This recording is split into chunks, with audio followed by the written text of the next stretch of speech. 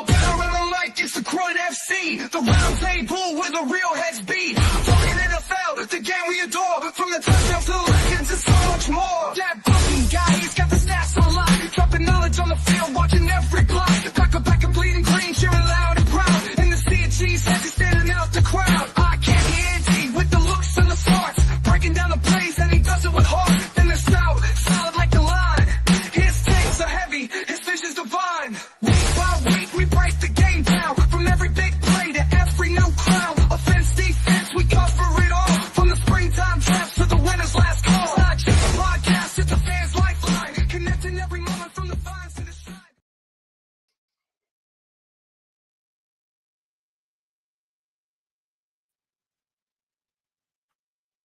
Good morning, gentlemen. Krewe NFC Roundtable. Conference Championship Week. Where has this season gone? How are we doing, guys? It's definitely down south for Dallas. Andy, you got bragging rights on the show. I mean, you are the last team eliminated from the playoffs. I never thought I'd live to see the day again where the Bears are the last team standing in any group whatsoever. But good season for you guys. What happened last week? Lost. All right, let's go on to this week's game. Seriously. We ended up losing in overtime, 20-17. Of course, it literally was one of those games where it was the Bears' game to lose, and in that respect, they were successful. And like we were just talking about, off camera and stuff like that, you had several different plays that, because the idea of Idiot McVay out-coaching anybody is just pathetic. He might as well end up in Dallas. That's how bad it is. Or Tampa. Anyway, there were several different plays, including one where I think it was DJ Moore, or was it Swift, who was actually on the 2-yard line, who, of course, they were handing off, running in for the game-winning, game-tying touchdown, possibly even the 2-pointer, whichever it was. But Roma Dunde, unfortunately, did not block his assignment. And, of course, that's where they ended up getting, he ended up getting stopped on the 2 or 3 yard line. They ended up going for a field goal, whichever the case was. And that's, unfortunately, where things kind of sort of escalated from there. There was actually several. I think there was 4 different ones where, unfortunately, there was some sort of a blown play, things like that.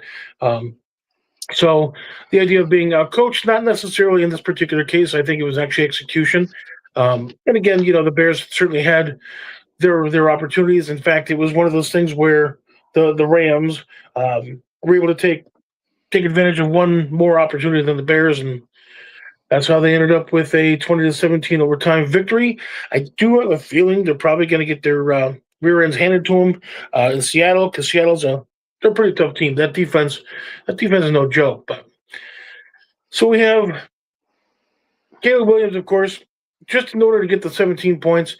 There was that one throw, which goes against every convention, you name it. Don't throw across your body. Don't throw across the field.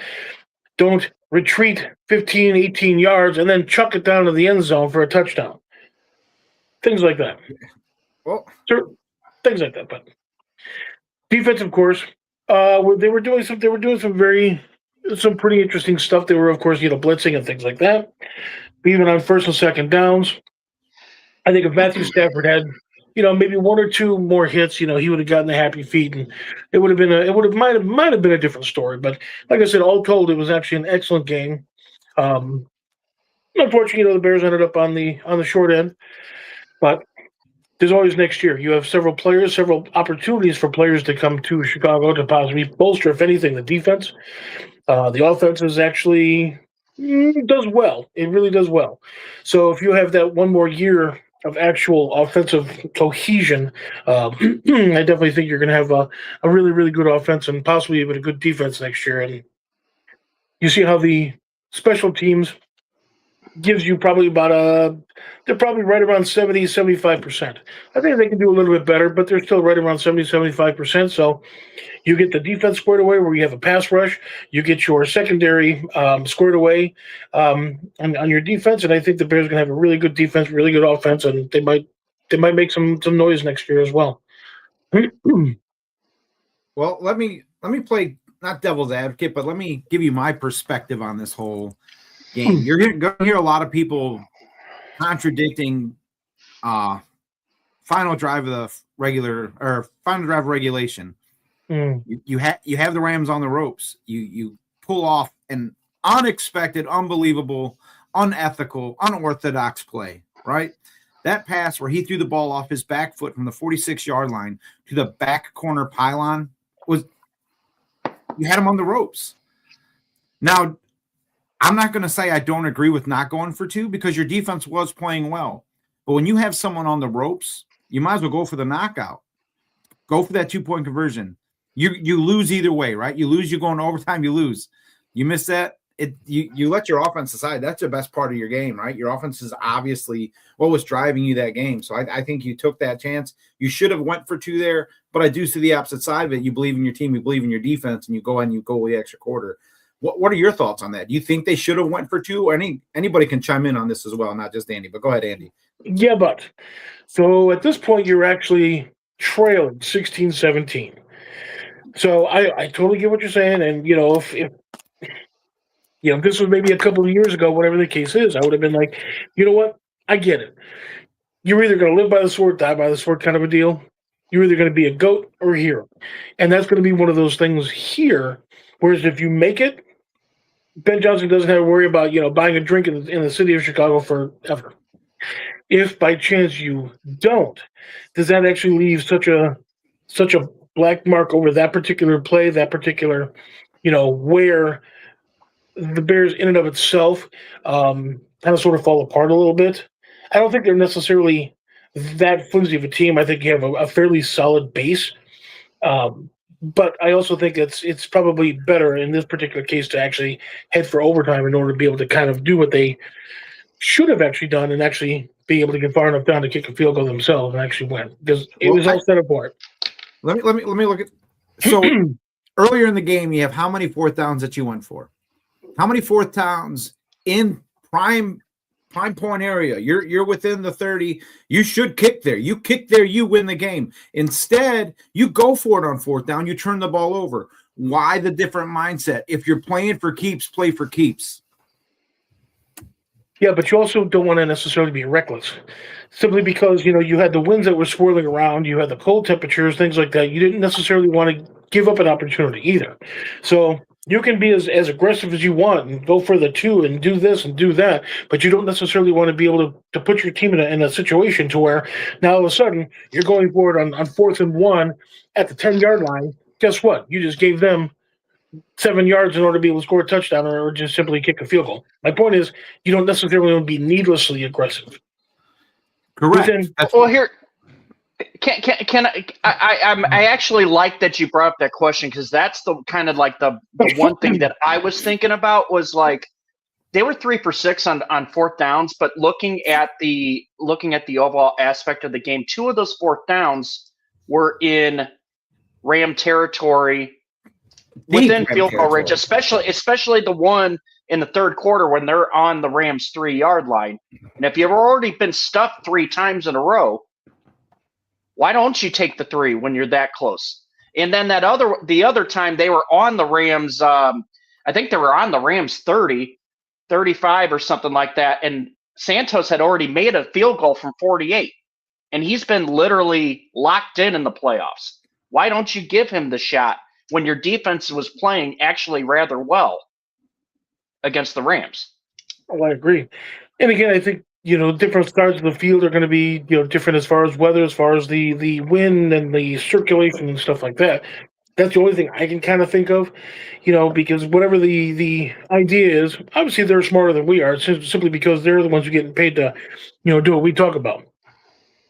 But I probably would have probably gone for a field goal myself. However, I can see why he didn't, because if by chance you're actually stepping on the old, on the old throat there, so to speak, and you get that final inch, similar to like the 2-point conversion, you're basically going to break their back. Everybody's going to be down, that kind of thing. So I think that might have had something to play with it, to play in it as well. But again, it was the Bears game to lose, and they did. So here's the thing: if you go for 2 there, right, and go for the win, I mean, there's so much to me at that point. You've already gone in for 4th down so many times.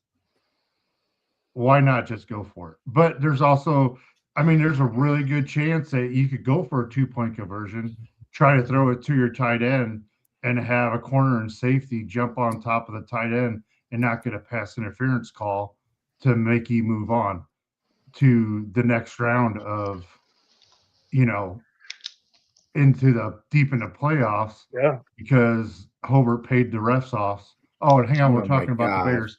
But no, I still think we should have. I think the Bears, them going on for it to go.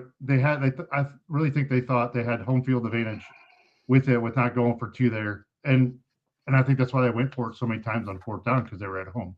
I don't see them doing that much when they're away, because that's what seems what Ben Johnson's done this year a little bit.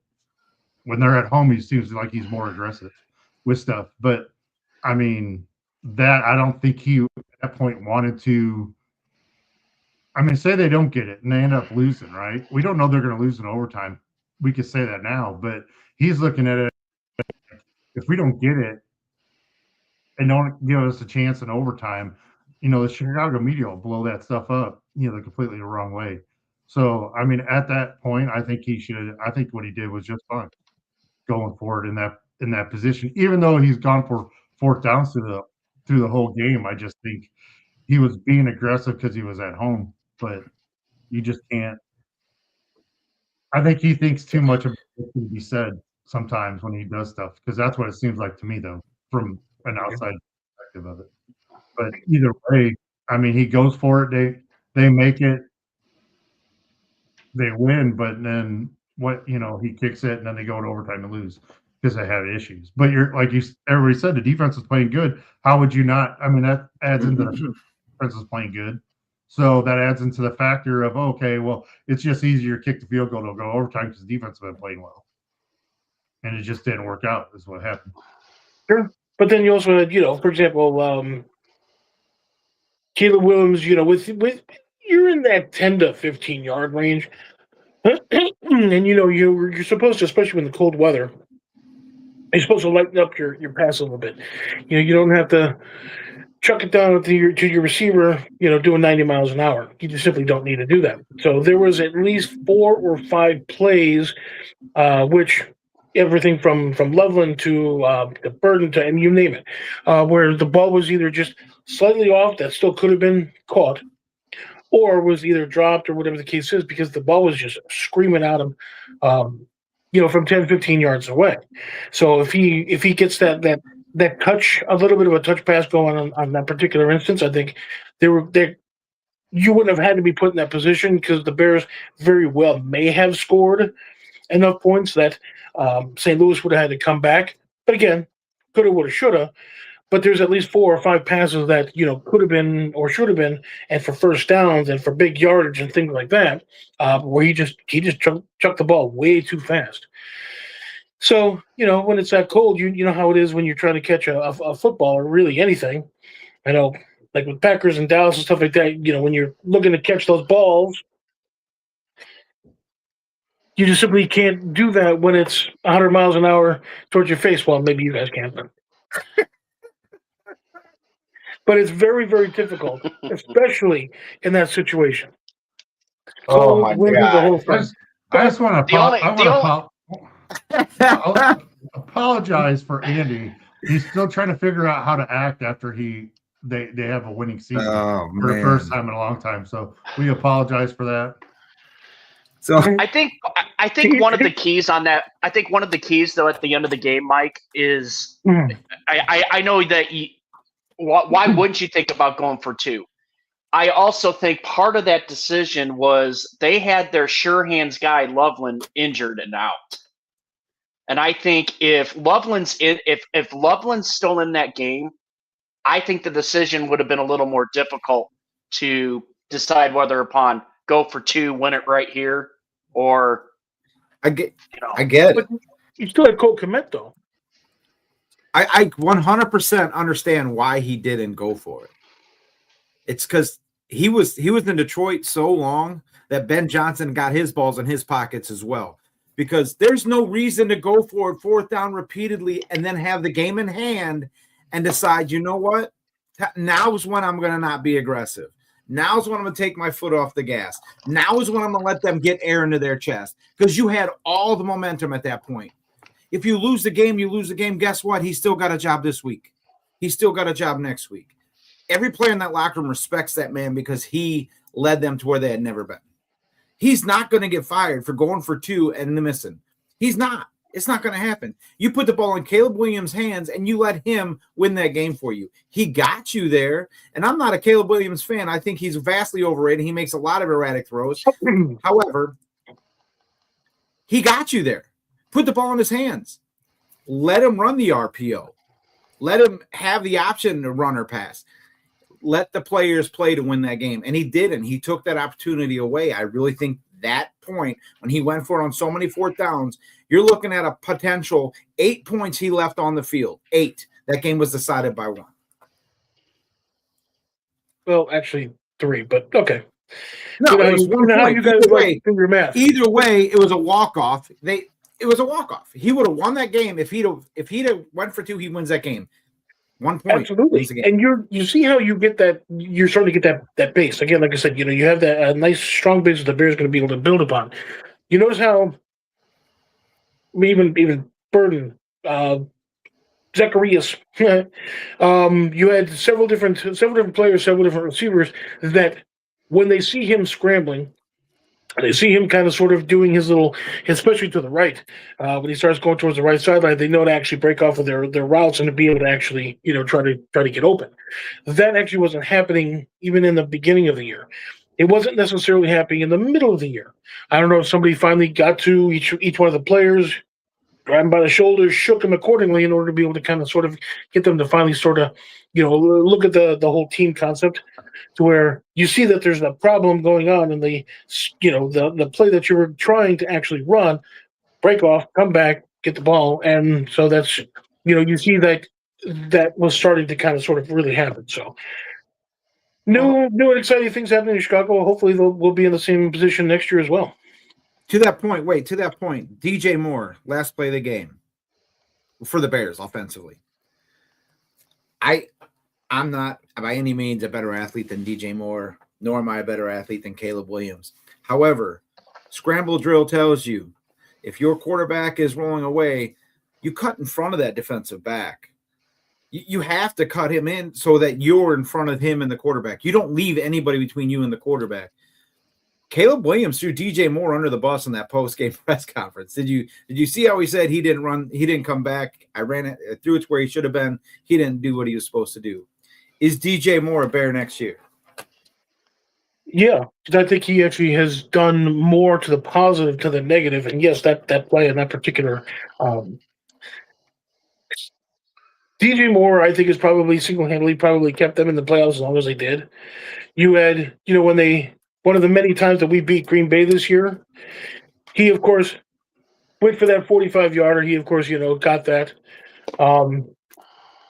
That's what happens when you play the same team 3 times, but he's the one who probably single-handedly actually got us into the playoffs and actually kept us there for an extended period. So if somebody gets a little bit of leeway, which I get it, it could have been one of those things where it could have actually been playing in today's game.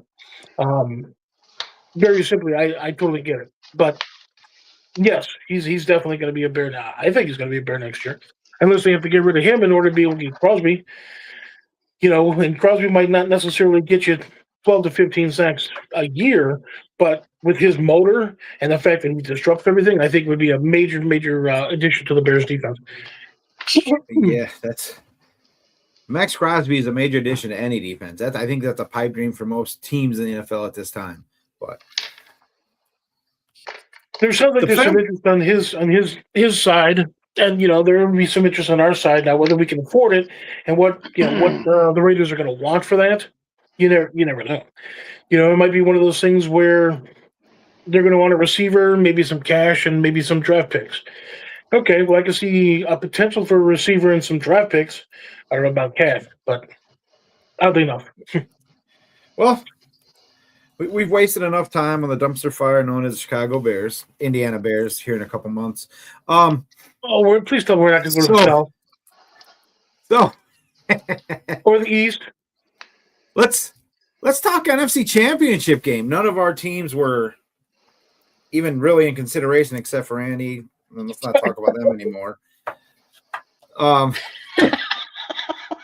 We have the number one scoring offense going against the number one scoring defense. Does defense still win championships in this day and age of the NFL? In this case, yes, because the Bears showed exactly how to beat the piss out of or how to be victorious against the Rams. And I think Seattle's probably going to end up clearing their proverbial clocks. Please go ahead. The Rams come in today with only offensive tackle Rob Havenstein out with an ankle injury. The Seahawks are without Surratt, the linebacker, and Knight, the offensive tackle, is doubtful. But Seattle's offense, special teams, defense, all seem to be playing well. They all seem to be playing good complementary football. And I said last week, I don't see a team in the NFC beating the Seattle Seahawks at this point. If they play like they did against the Niners, if they play like they have the last few weeks, who beats them? Do the Rams' number one offense have a chance today? Brian, what are your thoughts? Oh boy. So I'm looking at it like this. So week 16, these two teams hooked up in Seattle. Rams took this huge lead. And I mean, all you got to do is just basically play some sort of defense, and you beat this team. And I mean, come on, it's Sam Darnold, and we've kicked Sam Darnold around the block like a million times on this show because we just still don't trust him, right? Anyways, Seattle comes back, beats them 38-37 in overtime, and I mean that ended up being a much higher scoring game than what it should have been. I mean, today they're calling. I guess there's supposed to be some slight rain, but it's supposed to be in the 40s or something like that at kickoff. I don't think weather's going to be too much. I think it's going to be more of the crowd noise. It was raucous. Now, if Seattle starts playing like they did against the Niners, I do not see the Rams having a shot. I think, though, we may be set up for an epic game just because these two teams know each other so well. This is, it's hard to beat. It's hard to beat a team the third time around. I mean, I don't know. Yeah, well, the Bears. Yeah, every game was close, and every game was close in that. No, I get you, dude. I just had to throw a punch when I could. The Bucs have been a shit show all season, so I had to take my shot when I could. Yeah, I know. I don't know. To me, I think this factors in this game is really, can Stafford pick apart this really tough defense, and does the Seattle Seahawks have enough manpower in the run game to open up things to make it easier for Sam Darnold? With Charbonnet out now, you're relying on a couple unproven guys as your number two running back. Kenneth Walker's going to have a game today, in my opinion, if Seattle's offense is going to function like they should. I think this game is like a 27-23. I'm going to give it to the Seahawks just because they're at home. Stout, what are your thoughts on today's game? I was going to bring up what Brian brought up, but you went to him first. So, anyways, the last time they met, I'll finish up. They went to overtime, and Seattle won 38-37 in overtime. Just so we could clarify, their last meeting was 38-37 overtime.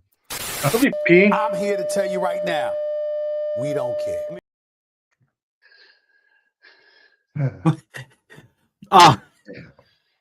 Why do we care?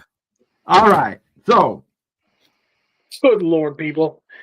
the Rams have turned over Seattle 3 times in the last 2 games, right? 6 total turnovers by the Seahawks, forced by the Rams.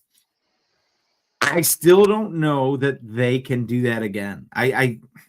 You've had the opportunity to beat them. You've had the opportunity to take out Seattle, and you didn't. Now you're looking at an opportunity to go to the Super Bowl. This is the only way I think that maybe the Rams take this one here, is that Sam Darnold isn't ready for the lights that are going to be as bright as they are today. I mean, everybody's watching. He's also not healthy. That's why I feel like the run game's going to be super important today. If you're going to force a guy with an oblique injury to start throwing the ball over the yard, mistakes are going to happen. Absolutely. But my point is we're always waiting for the Darnold. We're always waiting for it to happen. Is that still in his back pocket? Is this game too big? Is he going to succumb to the pressure of not even the defense, but he'll get in situations where when he was younger, granted, he's matured a lot. He's playing vastly better than he has in the past, but the past is still going to haunt him, I think. I think that opportunity for him to see ghosts or whatever he said back in the day is still there. I think the pressure can still get to him, even if the Rams aren't generating it themselves. Okay. Go ahead, Andy. So here's the thing. You have a quarterback who's actually taken 2 different teams to 14 win seasons. Yep. You have a fan base that is absolutely rabid in certain situations. And if you happen to be the opposing team in a proper setting, maybe on the 20-25 yard line, and you're trying to get a playoff, and you have 125, 130 decibel, yells and screams and hollers. So you have a quarterback who's actually prime to have success. Your home field advantage for sure, just because of that, 12th, 13th, 18th man, whatever the heck they want to call it. And you have a couple of key players out, including a quarterback that's not 100%. I just don't necessarily see, and yes, it will probably be a little bit closer than the shellacking that they had given to San Francisco. However, that defense, again, is no joke. They get a pass rush. That front four gets a push. So if you're going to be trying to run in the middle, it's going to be a little bit more difficult. You don't have the whole Legion of Boom or nothing like that, but you do have some solid secondary. So, if Sam Darnold can get a lead, I don't think Bradford, whatever his name is, I don't think he's going to be able to actually surpass that in this scenario. Now, if they get a lead, that might be a little bit different. Seattle might have a little bit of difficulty coming back, and they very well may. However, I don't necessarily see that being the case if it's reversed. Not in this scenario. So field position will be huge this week. Seattle special teams is arguably the best. I don't mean kicking game. I mean return games. Their return games are arguably the best in the playoffs right now.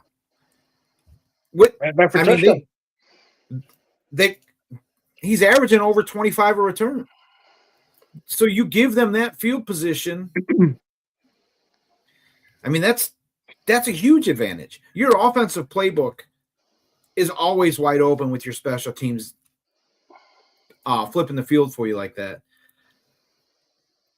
I don't want to see Seattle win. I don't care, but I just Sam Darnold winning makes me feel bad. All right? I mean, what the hell? What are we doing? So? I hope he wins. Who you? You're a Bucs fan. Really? Hey, You're used to mediocrity. As a Bucs fan, you would think I'd hate the Rams more. Because the Rams, 79. What was it? 99. You know what the Bucs really hate? I mean, you know what the Bucs hate? A winning record. Winning? But anyway. So, give me your final score predictions on this game, and we'll touch on the AFC version of the clash as well. So, there's an AFC? Mike, let's start with you. 24-20 Seattle. 24-20 Seattle. Who's your game MVP, Mike? Sam Darnold. Andy, who you got? I'm going to go with Sam Darnold, too. probably for 230 yards, 2 touchdowns, and a running score. Wow. And the score is going to be 28-24.5. 24 and a half. Got it. Ryan. I'm still sticking with my 27-23 Seahawks. And I honestly agree with the other two guys. I think it's Sam Darnold gets the MVP. All right. I guess I'll be contrarian here. I do think Seattle's going to win, but just for shits and giggles, I'll go with the Rams winning on a defensive score. Your MVP for the game, let's give it to a Florida State Seminole. Seminole, Javon Curse. Yeah, Javon Curse. So first off, or Jared Verse.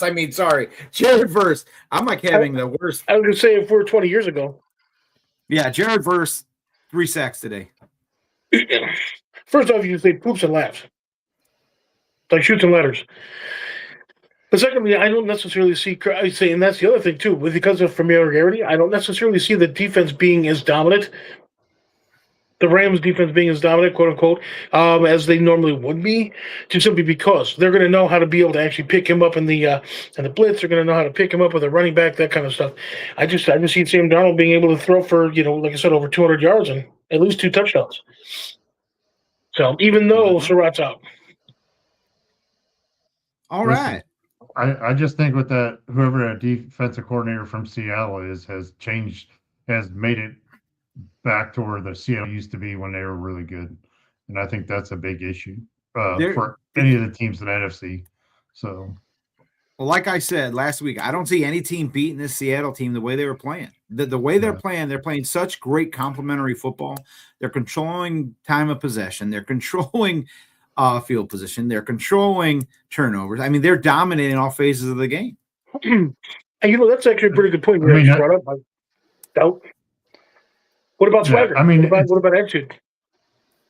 He's brought something back. I mean, when you go back and look at where he's coached the past just decade of what he's done with every defense that he's had, it's coaching and buying in, getting his players to buy in.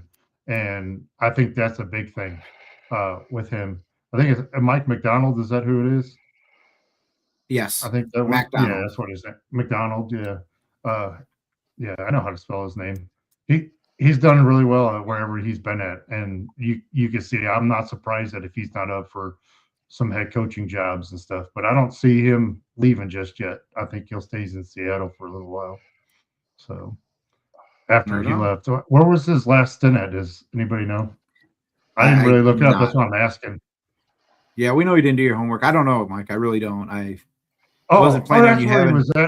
He was at Michigan. Never mind. My bad. I wasn't planning on having an intelligent conversation with you, so we kind of just glossed over. He was at Michigan. That's where he was at. I knew where you're heading. Yeah, how'd that work out? Really well if you looked at their defense when he was there, Andy. But yeah, how'd that work out lately? All right. But no. Let's talk about it real quick. What about the whole attitude and swagger with the Seattle? Actually buying into that particular type of defense, or even that particular the play. You're at home with that crowd. You got a quarterback who's definitely well above average. What about that attitude? Is that going to actually be able to pull them through even to a Super Bowl victory? Confidence is key.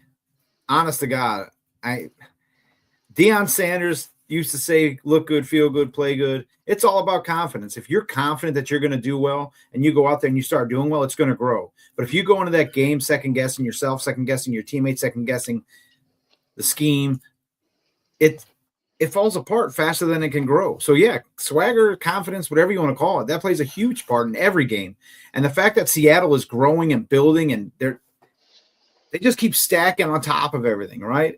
They got a sound foundation, and this just keeps growing. I really think you're going to see – I mean, I know I said Rams just to be the contrarian, but I really think you're going to see Seattle come out and handle themselves well today. So you said what was the coach's name? Is that him? McDonald.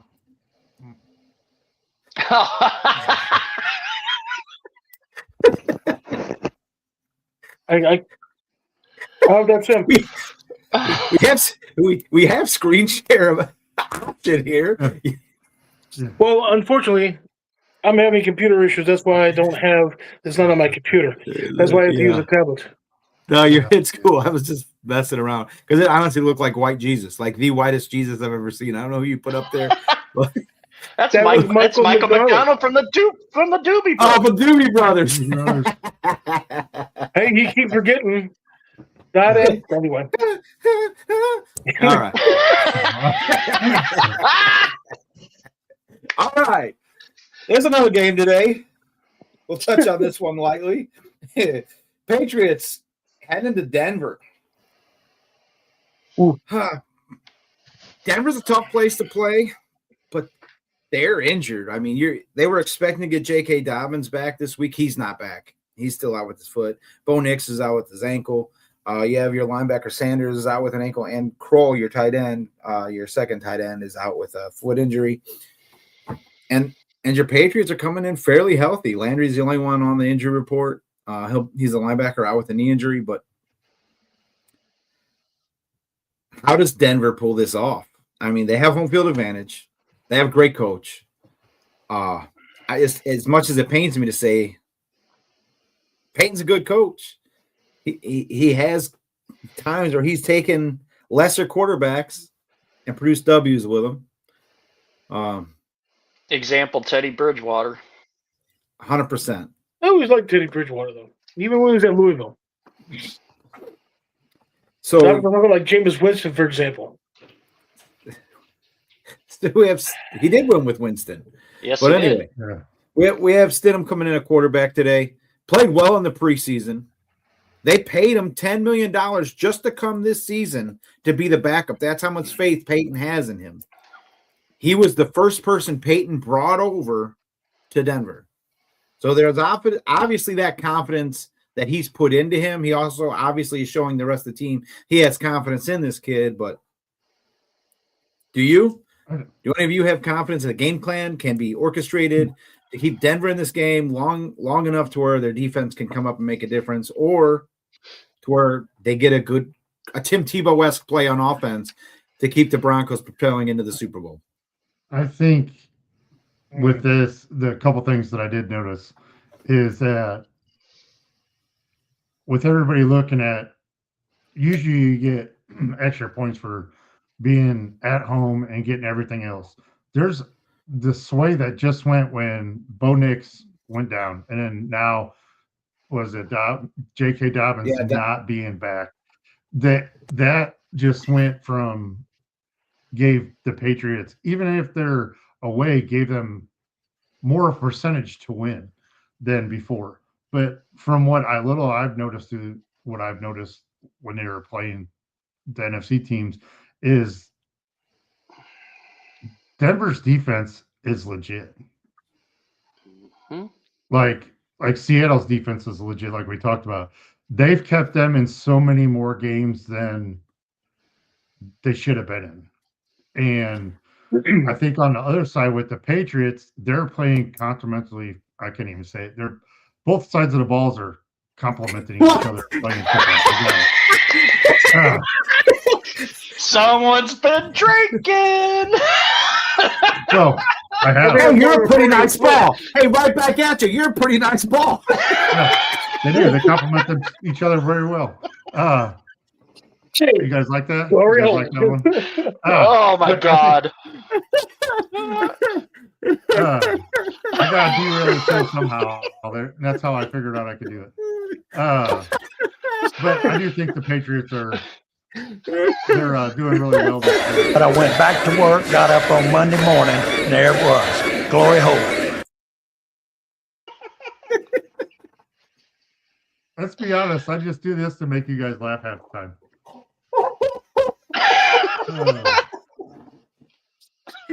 Especially get Mike where he's at right now. Wherever to get Mike where he's at right now.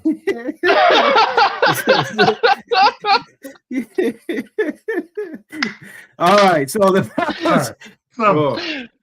God. Now that I derailed it, you want me to get it back on track here again? Patriots are playing complimentary football. Yes. No, they complement each other very well, Mike. They do. But one's a little lower than the other, so but I think all year they've, and I think that's the difference between the Patriots and Denver. Is Denver's defense could play like they have been. And Can't stop laughing. Yeah, I just think Denver pulls this one out because they're. Denver pulls this one out by 3. I think with the home field advantage, it helps in their defense. We'll see how good Drake May actually is. Again, Denver's hard to play at, just like Seattle. He gets loud there, and adding to Mile High and all that other stuff that they throw in there. It's I think Denver ends up pulling it out, even though I think Drake May make some mistakes. I think, again, we talked about Sam Darnold and the lights. I think the lights might be a little much for Drake May, being he's a couple years in now and then made it this far. I think it might be a little much because, like you said, Mike, with Peyton bringing Stidham in, he's got confidence. He's been there, and I think that's I think Denver ends up pulling this one out by 3, but I don't think it's going to be a high scoring game, to be honest with you. So,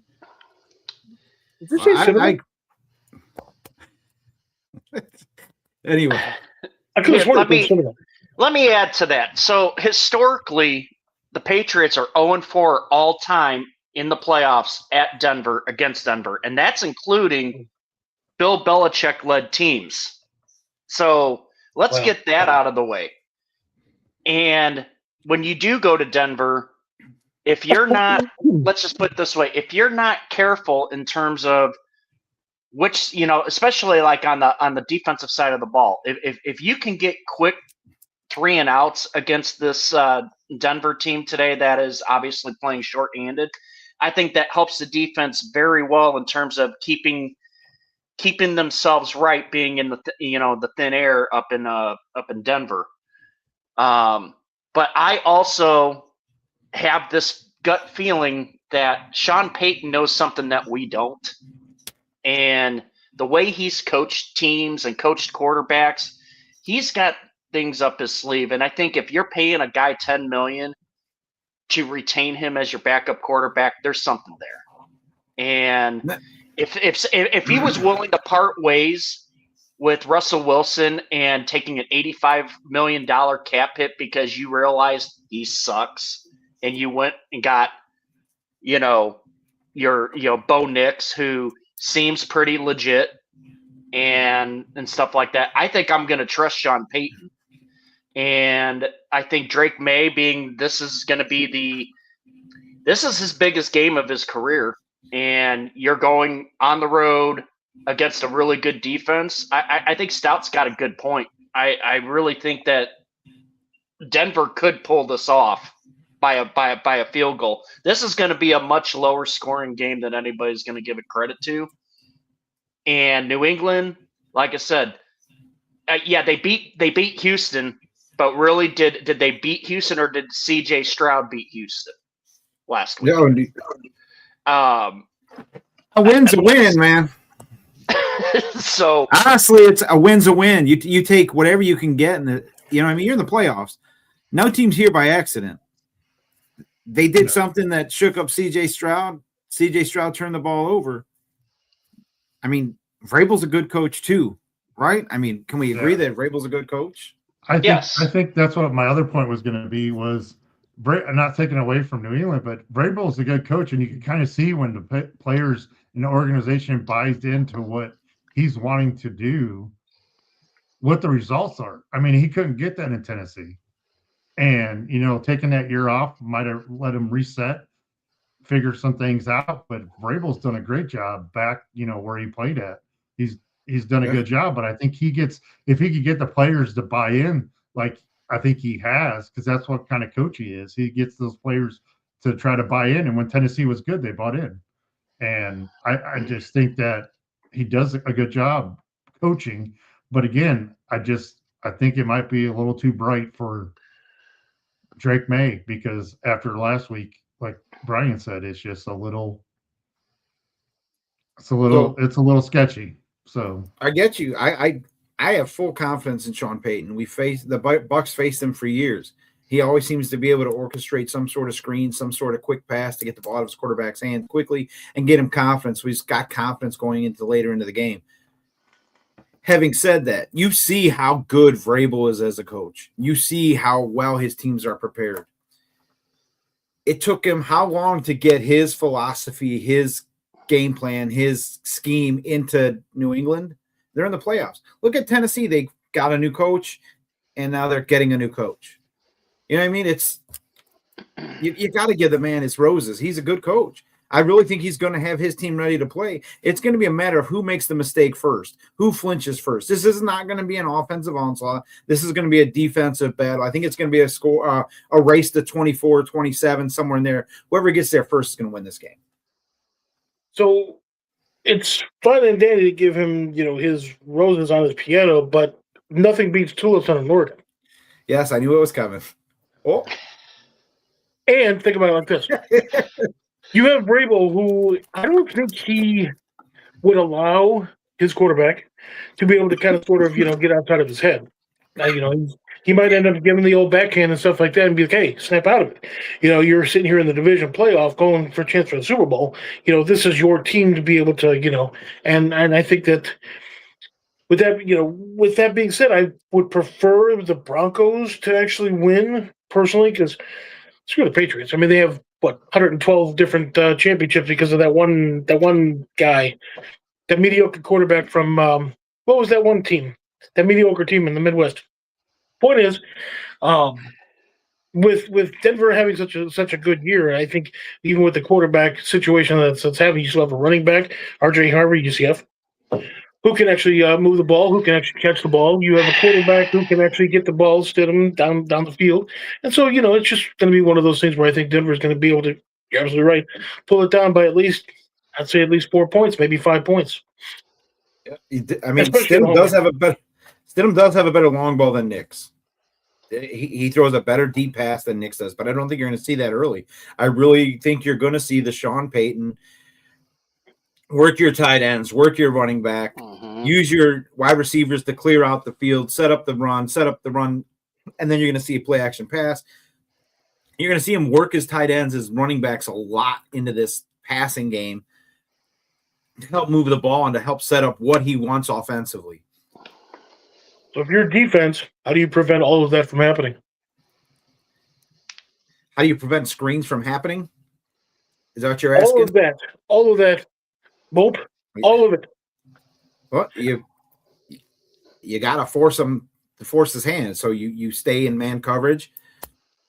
That'll allow you to take Mike left, stay man coverage, and Mike leaves.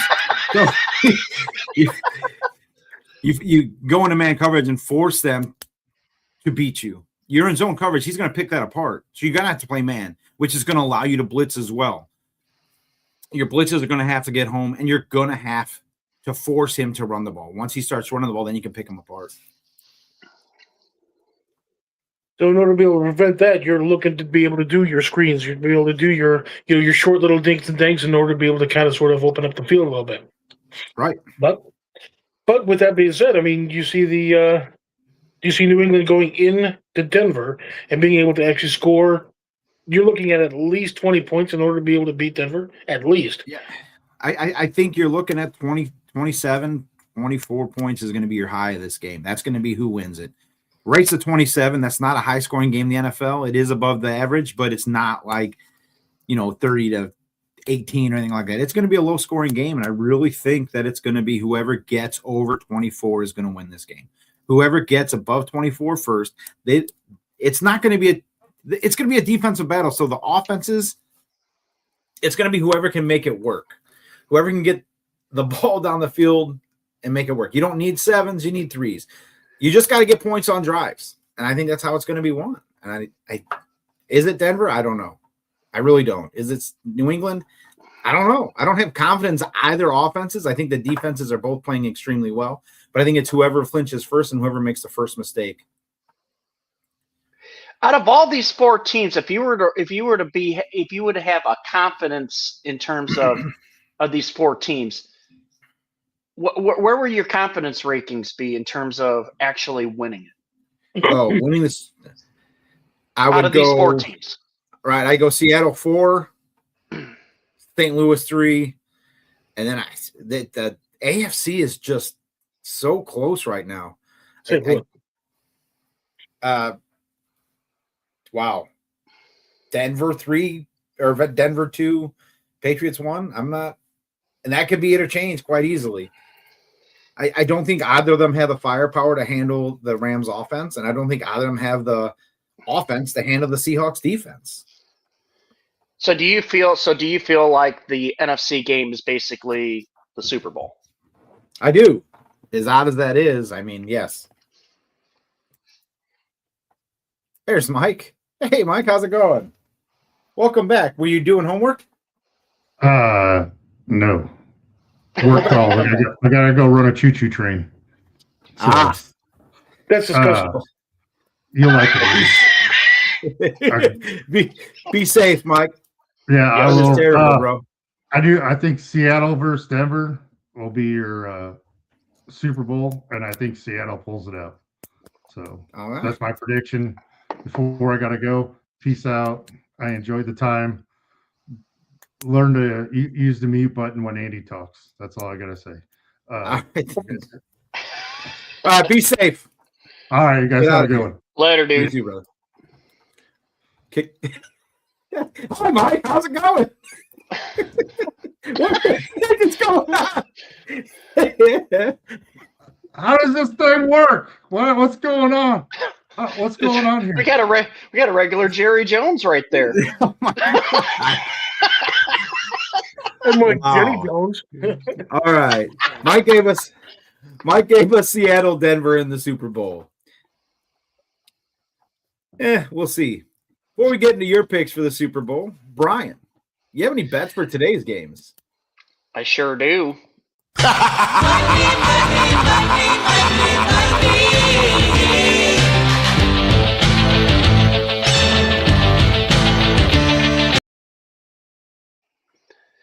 All right. Well, I did have 2 that I'm playing, but I'm not going to give the more, I guess, insane one because it's like a pipe dream. It's an against the spread one, so I'm not going to worry about it. So I'm going to give you the safer play today. This is what I'm thinking: a 4-leg parlay. We're going to take New England's Ramondre Stevenson for 40 yards or more rushing. We're going to take Denver's tight end Evan Ingram for an alternate 20 yards receiving.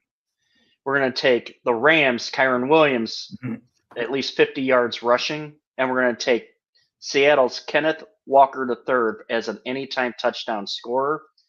FanDuel right now has a 50% profit boost to boost this up to plus 1031. Nice. I might play that. What's that, Andy? So where's our sponsorship? Andy. I mean, I could give you the other one. That one's got almost plus 10,000 that I'm playing. So, yeah, let's do it. Yeah.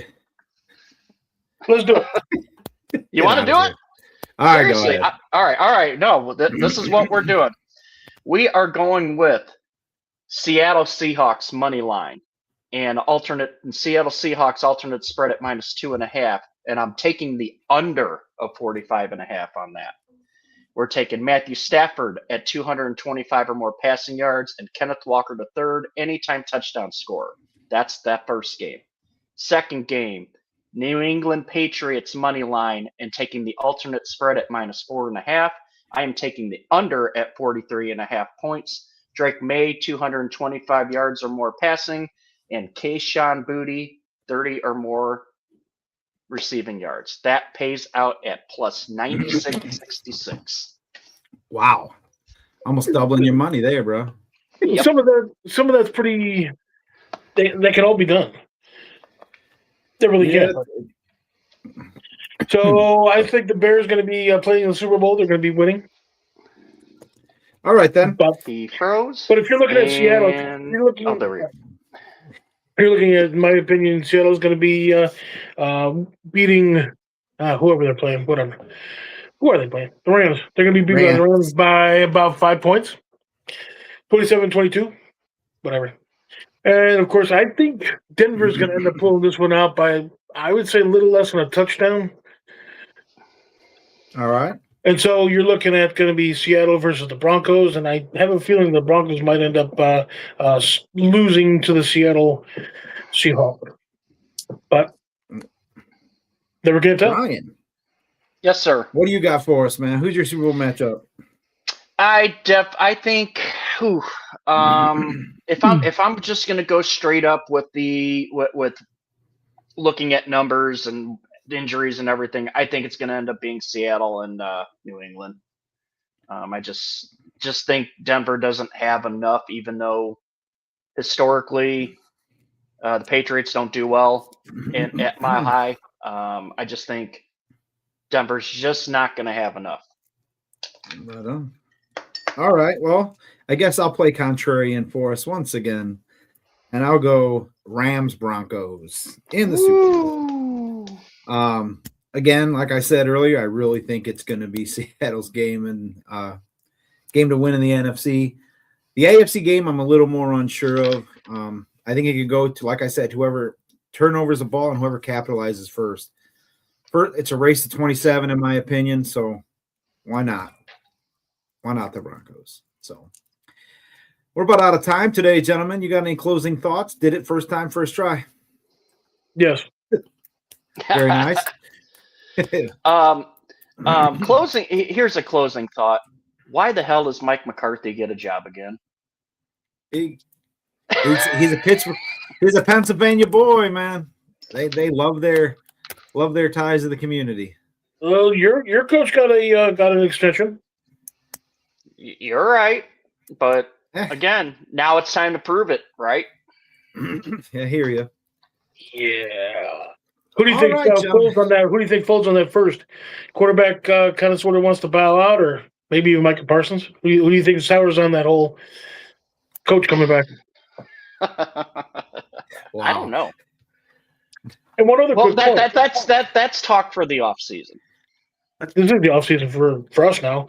Here's another quick point. If the Steelers want McCarthy as their new coach, because the Steelers tend to keep their coaches for like 60 years apiece, McCarthy's going to be good for like 2 years. McCarthy's there to retain Rodgers. That's why. Suck, huh? That's my honest opinion. But anyway, I agree.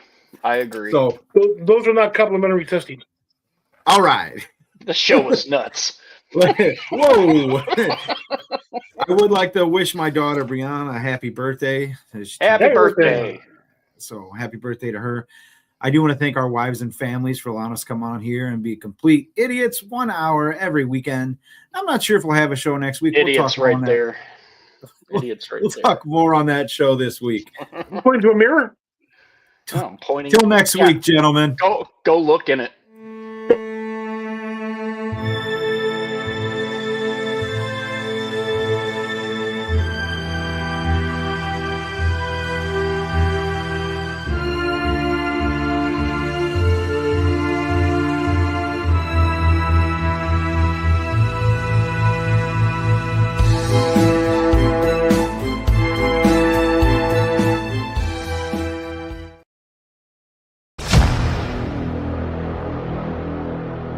Welcome to the always fascinating recap of the 2025 Tampa Bay Buccaneers season. In the eyes of our great head coach, Todd Bowles. Man, this is some boat. Uh-oh.